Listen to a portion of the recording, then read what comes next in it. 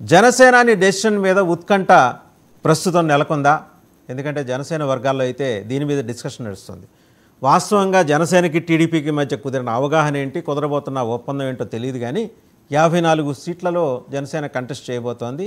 Assembly segments 54, 8 MP సీట్లు contest చేయబోతోంది. ఇదైతే గడిచిన 4-5 రోజులుగా సోషల్ మీడియాలో విపరీతంగా దీని మీద డిస్కషన్ నడుస్తుంది. సెగ్మెంట్స్ పేర్లు కూడా వచ్చినాయి. కొన్ని చోట్ల అయితే అభ్యర్థుల పేర్లు కూడా వచ్చేసినట్టు సమాచారం. గుంటూరుకి అయితే జనసేన గుంటూరు పార్లమెంటు నియోజకవర్గం నుంచి బాలశౌరి గారు నుంచోబోతున్నారు. ఆల్రెడీ పవన్ కళ్యాణ్ గారితో ఆయన సమావేశం కూడా ముగిసింది. ఒక షార్ట్లీ ఆయన పేరు ముందర ఎంపీ అభ్యర్థుల జాబితాలో ఆయన పేరు ప్రకటించే అవకాశం ఉందని. అవతల వైసీపీ నుంచి అంబటి రాయుడు ఆయన కంటెస్ట్ చేయబోతున్నట్టు గుంటూరు పార్లమెంటు నియోజకవర్గ అభ్యర్థిగా వైసీపీ నుంచి ఆయన కంటెస్ట్ చేయబోతున్నట్టు. ఓవరాల్గా 54 సెగ్మెంట్లు. చంద్రబాబు గారు ఏమన్నారు? నిజంగా వాళ్ళిద్దరి మధ్య మొన్న జరిగిన సమావేశంలో ఈ లెక్కల గురించే మాట్లాడుకున్నారా, పొత్తుల గురించే మాట్లాడుకున్నారా, బలాల గురించి మాట్లాడుకున్నారా? దీనికి సంబంధించి స్పెషల్ డిబేట్లో మనతో పార్టిసిపేట్ చేస్తున్నారు పొలిటికల్ అనలిస్ట్ కేఎస్ ప్రసాద్ గారు. నమస్తే ప్రసాద్ గారు.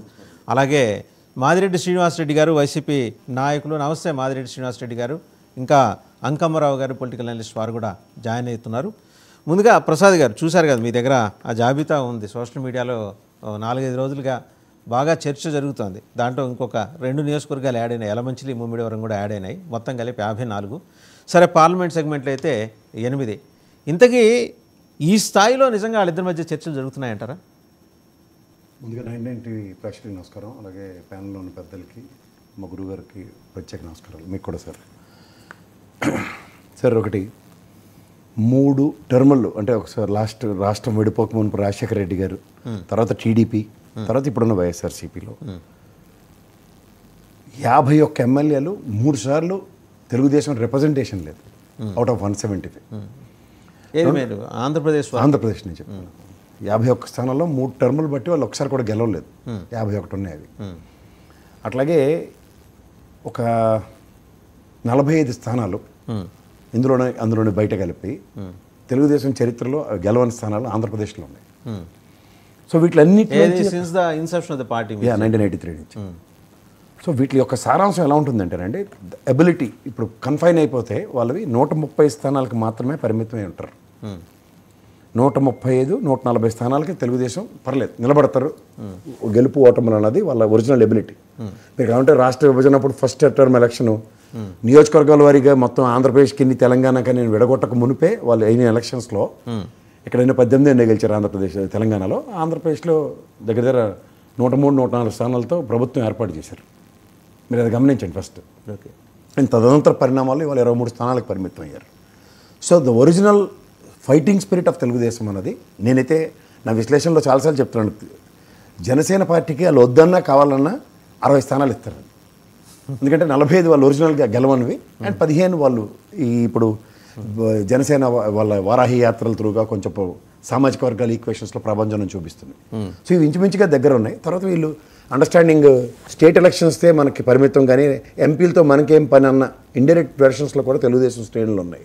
సో ఎంపీలు హారతి పనుల్లో పెట్టి ఏదో ఒక పార్టీకి అప్పచెప్పడానికి అది జనసేనకు బీజేపీకి రెడీగానే ఉన్నారు. More than 10-15. And apart from all that, ఆంధ్రప్రదేశ్లో ఇప్పుడు ఉన్న ఎంపీలు కనుక మీరు గమనిస్తే ఈ బుట్టలో చేపలు ఇటు ఎగిరితే వాళ్ళే ఎంపీలు. దానికి బెస్ట్ ఎగ్జాంపుల్ మాగోడు శ్రీనివాసరెడ్డి గారు. కొత్తగా ఒక ఎమర్జీ అయిపోయి ఒక ఎంపీలు అంటే కార్పొరేట్ సెక్టర్ నుంచి వస్తారు. 4 డబ్బులు ఉన్న వాళ్ళు తీసుకొచ్చి ఇలా ఆనందపడి ఆ 7 సెగ్మెంట్లలో డబ్బులు ఖర్చు పెడతారని చెప్పి కొత్త మొహాలకి ఇచ్చే ఛాన్స్ ఏమో తప్ప. అయితే బాగా మన ఎక్స్ స్పీకర్ గారు ఉన్నారు, వాళ్ళ అబ్బాయి ఇప్పుడు is going to emerge as a ఎమ్మెల్యేవా, లేదంటే మా రామ్మోహన్ నాయుడు గారు లాగా ఈయన కూడా ఎమర్జీ ఎంపీ స్థాయిలో వాళ్ళ నాన్నగారి పేరు నింపడానికి ప్రయత్నిస్తాడా? ఇలాంటివన్నీ హైపోథెటికల్ ఈక్వేషన్స్ నడుస్తుంది దగ్గర. ఓవరాల్గా ఇక్కడ స్థాన భ్రంశాలు అన్న దాంట్లో చూసుకుంటే తెలుగుదేశమే అతీతం కాదు. జవహర్ గారు లాంటి వ్యక్తిని మార్చిన ఉదంతాలు, సునీత గారు ఇవాళ పోతుల సునీత గారికి ఆవిడకి టికెట్ ఉందో లేదో, పోతుల సునీత గారు కదా ఆవిడ, సుజాత గారు ఒకడు. నెక్స్ట్ ఇప్పుడు అనిత గారిని కూడా గతంలో మార్చినవి. ఇవన్నీ ఏం గాజువాకలో మన ఆయన ఎవరు కాదు గాజువాకలో పల్లా శ్రీనివాస్ గారికి ఇప్పుడు మళ్ళీ టగ్ ఆఫ్ ఫైట్. ఎందుకంటే గతంలో జనసేన ఇండిపెండెంట్గా పవన్ కళ్యాణ్ గారు నిలబడ్డారు కాదు, కానీ ఇప్పుడైతే సంఘటిత పోరాటం అని చెప్తున్నప్పుడు అదే ఈయనకా లే పవన్ కళ్యాణ్ గారికా లేకపోతే పల్లా శ్రీనివాసరావు గారు కానీ అంబిగ్యూటీ. లాస్ట్ టైం వీళ్ళిద్దరు పోరాటంతో ఆయనకి ఏమీ కాకుండా అప్పచెప్పారు ఆ సీట్ని తిప్పల నాయిరెడ్డి గారికి. సో ఒరిజినల్గా అక్కడ నిజంగా సామర్థ్యానికి తగ్గ పనిచేసిన ఆయనకైతే టికెట్, చింతలపూడి గారికి అయితే టికెట్ ఇవ్వకుండా పవన్ కళ్యాణ్ గారు అక్కడ తీసుకున్నారు. ఇవన్నీ చాలాసార్లు మాట్లాడుకున్నాం ఈ విషయాల్లో.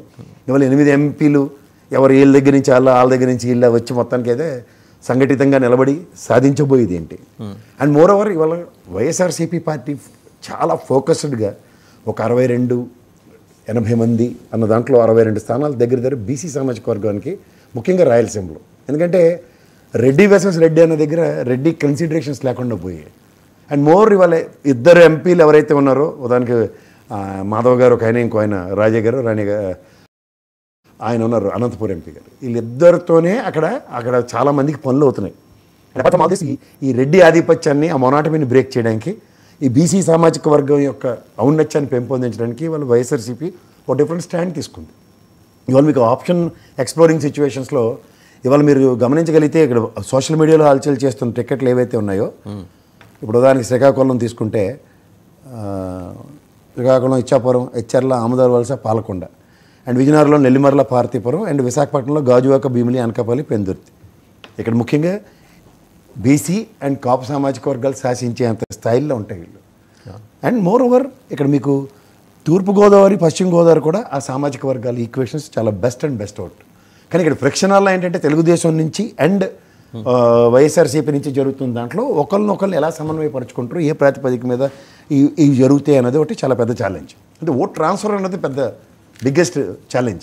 ఎందుకంటే ముఖ్యంగా ఉభయ గోదావరి జిల్లాలో, ఇంకా మనకి ఈ ఉత్తరాంధ్ర కన్నా ఉభయ గోదావరి జిల్లాలో వాళ్ళు చాలా బిగ్గెస్ట్ స్టాండ్లో ఉన్నారు. ఏంటంటే పవన్ కళ్యాణ్ గారిని ఒక ముఖ్యమంత్రి స్థాయిలో చూడడానికి, అండ్ ముఖ్యంగా వాళ్ళే అధికారంలోకి రావడానికి. మీరు ఇందాక ఒక మాట చెప్పారు, ఒక 60 స్థానాలు అయితే తెలుగుదేశం అంటే 50 స్థానాలు గెలిచిన సందర్భం లేదు, పెద్దగా వాళ్ళ ప్రజెన్స్ కూడా లేదని.